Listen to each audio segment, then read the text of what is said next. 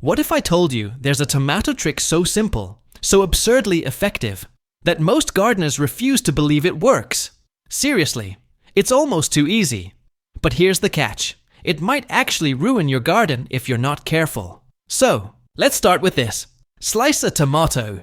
Not dice it, not chop it, just clean, even slices. Now what if I told you you could plant those slices straight into the soil and grow new tomato plants? That's it. No seed packets, no fancy greenhouse, just leftover tomato slices. But, and this is important, don't rush off and bury your sandwich just yet. Here's what happens next. The seeds inside those slices, they sprout quickly, like within days. You water them gently, cover the tray, keep it warm, and boom, a forest of seedlings.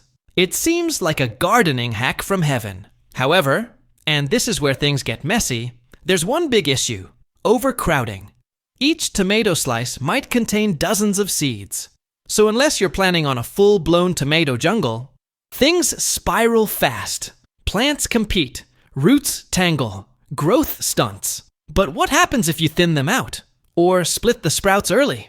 That's when things get interesting. Now we're talking strong, vibrant tomato plants, without ever buying seeds, just scraps. However, if you transplant too soon, the stems snap.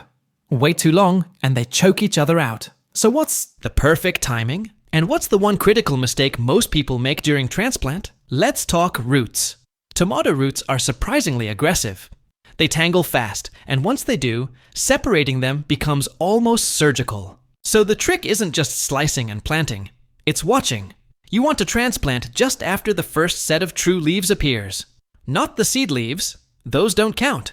Wait too long, and you're playing root roulette. But here's the good part. Once you move them to individual pots, something wild happens. The plants explode, faster growth, stronger stems, and better resistance to disease. And the best part? These plants often outperform store-bought starters. However, you're probably wondering, won't I get random tomato types from a supermarket tomato?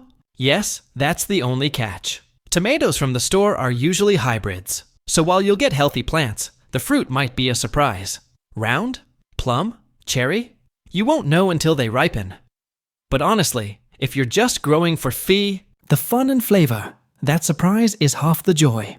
So let's recap. Slice a ripe tomato, plant the slices, wait for sprouts. Then, as soon as the true leaves appear, transplant immediately. Give them light, space, and care. And you'll grow full, fruiting tomato plants. From literal scraps. No greenhouse, no seed packets, just a kitchen knife and a little patience. So, yes, this tomato trick is too easy, but you probably should try it anyway.